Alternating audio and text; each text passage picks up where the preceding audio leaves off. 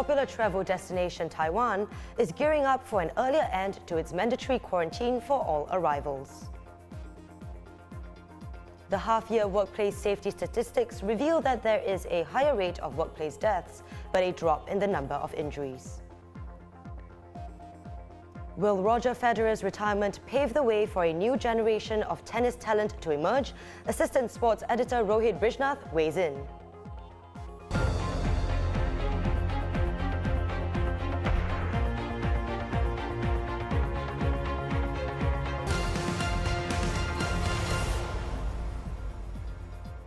Hello, it's Friday, September 16th, and you're watching The Big Story with me, Chao Suen. Subscribe to the Straits Times channel to stay up to date with our live news updates. Ending the work week with some good news. You may soon be able to travel to Taiwan without serving quarantine, as the popular tourist destination is looking to have an earlier end to its mandatory quarantine for all arrivals. Taiwan has kept its entry and quarantine rules in place, even as large parts of the rest of Asia have relaxed or lifted them completely. Though in June, it cut the number of quarantine days for inbound travelers to 3 from 7 previously. No timeline has been given for when quarantine rules may be scrapped, but Taiwan Centers for Disease Control's Deputy Director General said this week it was possible the quarantine rule will be lifted entirely next month. Now, speaking about travel, Singapore has come out tops in a global aviation safety audit conducted by the International Civil Aviation Organization, or ICAO, a specialized agency under the United Nations. The Republic got an effective implementation score of 99.7%, the highest score to date among the 193 ICAO member states. The current global average score for the audit is 67.5%. The Civil Aviation Authority of Singapore said that the results affirmed the effectiveness of its aviation safety oversight and management regime as the countries prepare for a strong recovery in air travel post-COVID-19. And speaking of safety or the lack thereof, 10 deaths and 84 cases of major injuries so far. That's the casualty list from the construction industry alone. The half-year workplace safety statistics by the Manpower Ministry and the Workplace Safety and Health Council were released today. Here's what the report card looks like. In total, 28 workers died on the job from January to June this year. This is up from 23 in the same period last year, and 14 reported in the second half of last year. But the number of reported workplace injuries, both major and minor, fell. In the first half of this year, there were about 10,401 such cases. This is lower than the 11,248 in the same period last year, as well as the 10,901 in the second half. Workplace safety has been in the spotlight this year after a rise in the number of workplace deaths. Earlier this month, MOM introduced a slate of new measures to improve workplace safety. Among other things, companies will not be allowed to hire new foreign workers for up to 3 months if unsafe work conditions or poor risk controls are found during a 6-month heightened safety period from September 1st to February 28th next year. Now, as a barometer to how our economy is doing, data from Enterprise Singapore released today show that our key exports rose as a whole in August. Non-oil domestic exports grew 11.4% year-on-year, faster than last month's 7% expansion. But electronics shipments contracted for the first time in nearly 2 years, falling 4.5% year-on-year. Overall, exports to Singapore's top 10 markets rose as a whole, except for China, Taiwan, and Hong Kong. Now, one of the most legendary careers in sports is coming to an end, with Roger Federer announcing his retirement after next week's Laver Cup in London. In a statement released on social media, 41-year-old Federer cites age and recurring injuries as the reasons for his decision. The 20-time Grand Slam champion also mentions that he will continue playing tennis, but just not on the ATP Tour or at Grand Slams. The announcement sparked a flurry of tributes from the tennis world, with longtime rival and friend Rafael Nadal saying, and I quote, "It's been a pleasure but also an honor and privilege to share all these years with you, living so many amazing moments on and off the court." Serena Williams, who also alluded to her retirement plans earlier this month, also paid tribute by saying, "You inspired countless millions and millions of people, including me, and we will never forget. I applaud you and look forward to all that you do in the future." Joining us now to tell us more is ST's Assistant Sports Editor, Rohit Brijnath. Thanks for joining us today, Rohit. So as we all know, Federer is a household name with over 2 decades of experience in the game. His contributions to the sport are definitely aplenty. So what do you think were some of his memorable moments, and why is he so beloved? I think he's beloved because, he's been both a graceful player and a graceful man. And that's a really difficult combination to find, And I think graceful as a player because I think he had a very fluid, almost soundless game and played with great ease. I mean, Federer never looked ugly. He just always looked beautiful. I mean, there was a point where the Washington Post dance critic wrote a story in a paper about him, which is pretty unusual for a tennis player.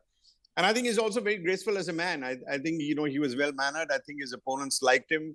One of his opponents actually said, sometimes he hits such beautiful shots, I want to go across the net and high-five him.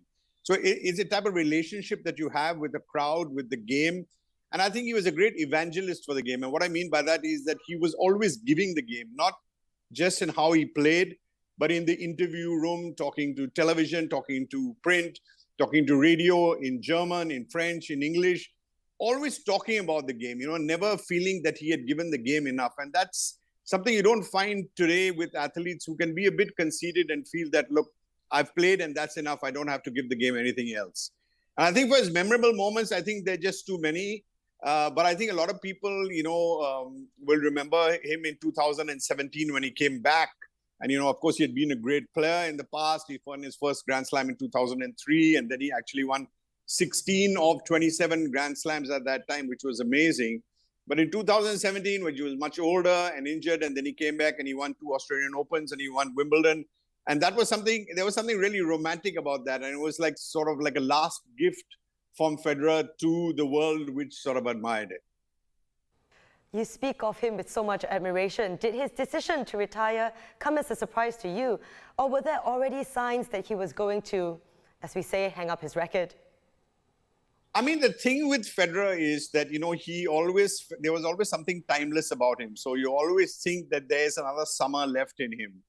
Yet, nobody's really surprised because everybody knows that, look, he's 41 years old and there's only that much magic and only so many miracles. And the game is too hard and it's too fast. And if you look at the way, Carlos Alcaraz plays and the speed that they move, I don't think Federer really would be able to keep up. But everybody wants a last look at him. So I think he's doing a good thing by playing the Labour Cup. Everybody probably wanted him to play one last Wimbledon. But it's okay. I think, there's always an end. I don't think there's anything more that we can want from Federer. Let me put it that way. So looking at the game more in general, his contemporaries Rafael Nadal and Novak Djokovic are also in the later stages of their career. Do you foresee this as the start of the end for the big three and paving the way for a new generation of tennis talent to emerge? Yeah, for sure. I think, the hints are already there. Federer, of course, is now gone. Nadal is, you don't write off these guys because they are, of course, 4 or 5 years younger than Federer, and that makes a big difference. But Nadal, he's already put together with scotch tape and pins are holding his body together. And, but he still fights and that's who he is. And, has he got another French Open left in him? Of course, who would say no? And Djokovic, of course, is a little younger. He's, I think, 35. So he has time. Of course, his problem is that, he's not able to play certain slams because he refuses to get vaccinated. So that becomes a problem. But I think that they have a little bit left in them. But if you look at the way Alcaraz plays, and Alcaraz is really the exception at the moment out of the young guys, and the speed that he plays. So it's going to be testing. I think Alcaraz has youth. These guys have tremendous experience.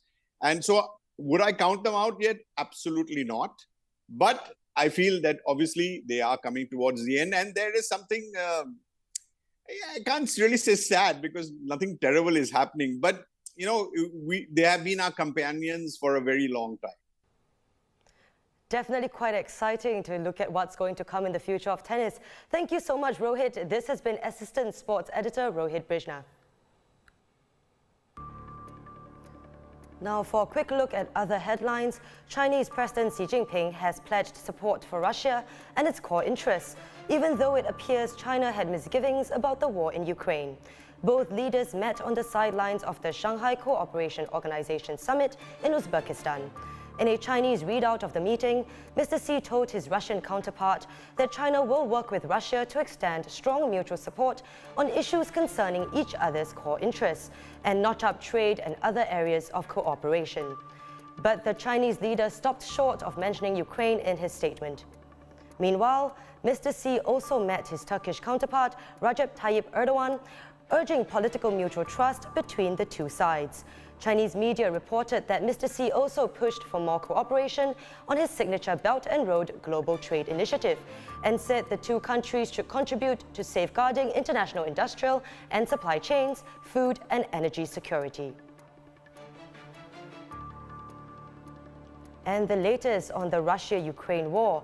Ukrainian authorities have found a mass grave of more than 440 bodies in the eastern city of IZIUM that was recaptured from Russian forces. A regional police official said that some of the people were killed by shelling and airstrikes. Ukrainian President Volodymyr Zelensky said, and I quote, "Russia is leaving death behind it everywhere and must be held responsible."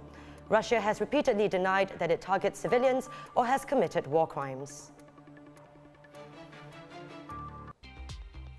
And on a much lighter note, hundreds were in line outside the Apple store in Orchard to get their hands on the new iPhone 14 that is out today.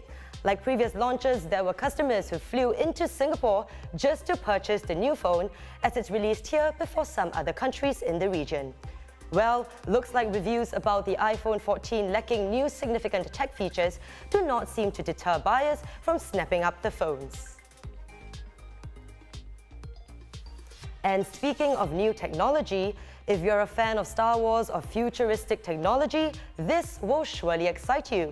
A hoverbike that Japanese manufacturers plan to launch in the US next year just made its American debut, drawing inevitable comparisons to the speeder bikes of Star Wars.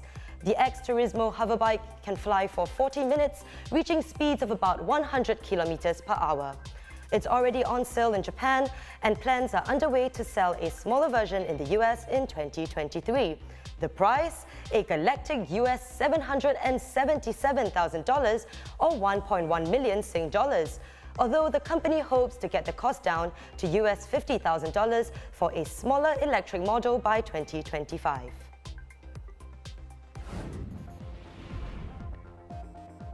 And those are our top stories. Visit straitstimes.com for more news and our YouTube channel for more videos. Subscribe by hitting the red button below. I'm Chao Suan. Have a wonderful weekend and we'll see you next week on The Big Story.